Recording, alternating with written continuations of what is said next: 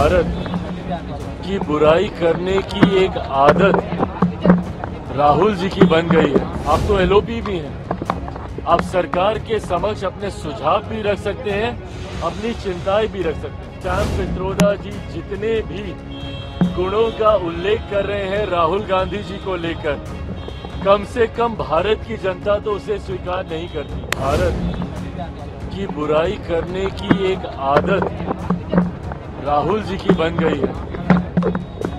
ये कहीं ना कहीं गलत राजनीति की परंपरा की शुरुआत है।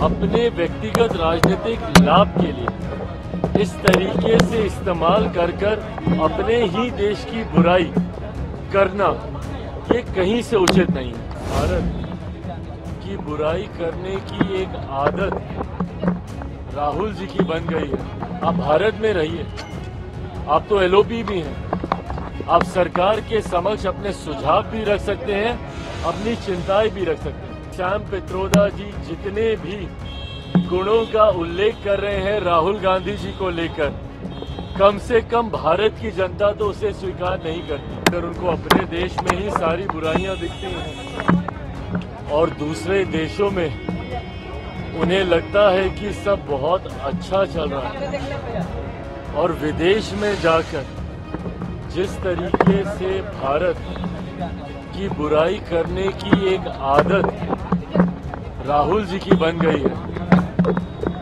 ये कहीं ना कहीं गलत राजनीति की परंपरा की शुरुआत है। आपसी मतभेद जरूर हो सकते हैं और सत्ता पक्ष विपक्ष में हमेशा से रहे, पर विदेशी मंच पर जाकर अपने राजनीतिक मतभेदों को अपने व्यक्तिगत राजनीतिक लाभ के लिए इस तरीके से इस्तेमाल कर अपने ही देश की बुराई करना, ये कहीं से उचित नहीं है। इस तरीके से विदेश में जाकर आपको कोई भी एतराज है, आप भारत में रहिए, आप तो एलओपी भी हैं, आप सरकार के समक्ष अपने सुझाव भी रख सकते हैं, अपनी चिंताएं भी रख सकते हैं, पर इस तरीके से दूसरे देश में जाकर भारत की बुराई करना कहीं से उचित नहीं है। सैम पित्रोदा ने कहा है कि बीजेपी करोड़ों रुपया खर्च करके प्रचार करती है, लेकिन राहुल गांधी जितनी देते और राहुल गांधी पप्पू ने वो उच्च शिक्षित है, वो किसी के पीछे अपनी गहरी सोच रखने वाला बहुत नॉलेज है।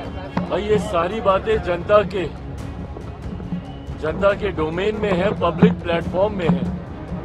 उसके बाद भी अगर जनता ने तीसरी बार लगातार प्रधानमंत्री नरेंद्र मोदी जी के नेतृत्व में एनडीए सरकार को चुना है, तो कहीं ना कहीं ये बात तो स्पष्ट है ना कि सैम पित्रोदा जी जितने भी गुणों का उल्लेख कर रहे हैं राहुल गांधी जी को लेकर, कम से कम भारत की जनता तो उसे स्वीकार नहीं करती होती तो तीसरी बार प्रधानमंत्री नरेंद्र मोदी जी को देश का प्रधानमंत्री नहीं बनाती। लगातार, जो कि भारत के इतिहास में एक बड़ी उपलब्धि है, लगातार मात्र दूसरी बार ऐसा हुआ है जब देश की जनता ने तीसरी बार एक ही प्रधानमंत्री और एनडीए गठबंधन को चुनने का काम किया है। तो ऐसे में जो सैम पित्रोदा कह रहे हैं, कम से कम देश की जनता तो उसे नहीं मानती।